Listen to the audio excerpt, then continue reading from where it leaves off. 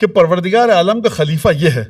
اب جب خلیفہ یہ ہے، پروسیس مکمل ہوا، وہ سجدے میں گر گئے. شیطان نے سجدہ نہیں کیا، کہا مجھے تو سجدہ کرنا ہی نہ تھا اس کو کہ جس کو تو نے اپنے ہاتھ سے کھنکتی ہوئی مٹی سے بنایا. تو سلسلہ کیا ہوا؟ سلسلہ یہ ہوا کہ جب بھی ولی خدا آئے گا، جب بھی خلیفہ الہی آئے گا، جس کے اندرون میں ظلمت اور تاریکی ہوگی وہ اپنی تاریکی کے مطابق کام کرے گا، جس کے وجود میں نورانیت ہوگی وہ نورانیت کے مطابق کام کرے گا. خلافت الہیہ کا پہلا فائدہ یہ ہے کہ پروردگار عالم اس خلیفہ کے ذریعے امتحان لیتا ہے. لہذا فرشتوں کے سامنے بھی ایک چیز ہے اور شیطان کے سامنے بھی ایک چیز ہے.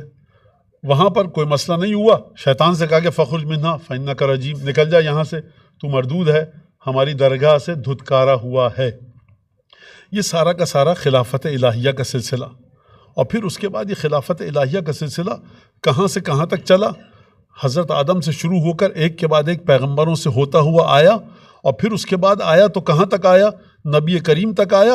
اب سوال یہ ہے کہ کس کے سامنے جھکا جائے؟ خلیفہ الہی کے سامنے. کس کے سامنے نہ جھکا جائے؟ جو پروردگار کا نافرمان ہو، جو پروردگار کی خلافت جہاں پر نہ ہو. تو لہٰذا اب یہ پتہ کیسے چلے کہ کہاں پر کون خلافت الہیہ کا مستحق ہے اور کون کس طرح سے خلیفہ الہی کے سامنے جھک رہا ہے؟ یہ سلسلہ چلتا ہوا آیا یہاں تک کہ نبی کریم تک پہنچا، اور ایک دفعہ نبی کریم کی ذات آخری پیغمبر قرار پائی. لیکن قرآن مجید نے آ کر جہاں پر نبوت کے سلسلے کو ختم کیا، عصمت کے سلسلے کو ہو بہو تصویر رسول خدا کی صورت میں آگے بڑھایا. آپ کے سامنے موجود ہے جملہ انفسنا و انفسکم. سرکار نبوت ختم ہوئی ہے، عصمت ختم نہیں ہوئی. یہ ہمارا عقیدہ ہے کہ نبوت ختم ہو چکی ہے، لیکن عصمت کا سلسلہ قرآن کی اس آیت کے بموجب چلتا رہے گا. لہٰذا مرحلہ انفسنا و انفسکم کے اوپر جو بھی ہے اس کی خلافت، اس کی روح اسی مقام پر ہے کہ جس مقام پر اس کی روح ہے.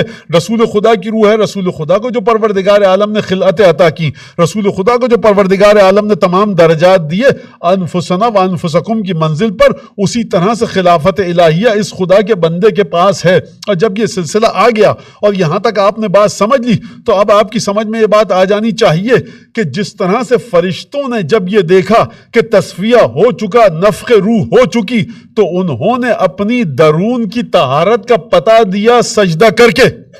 لہٰذا ادراک خلافت الہیہ کا، خلافت الہیہ کا جو مالک ہوگا، جس کے پاس خلافت الہیہ ہوگی، درک آپ کو کرنا پڑے گا اور اس کے سامنے اسی طرح جھکنا پڑے گا جس طرح سے فرشتے جھکے، کیونکہ خلیفہ الہی کے سامنے جھکنا آپ کی روح کی طہارت کی دلیل ہے.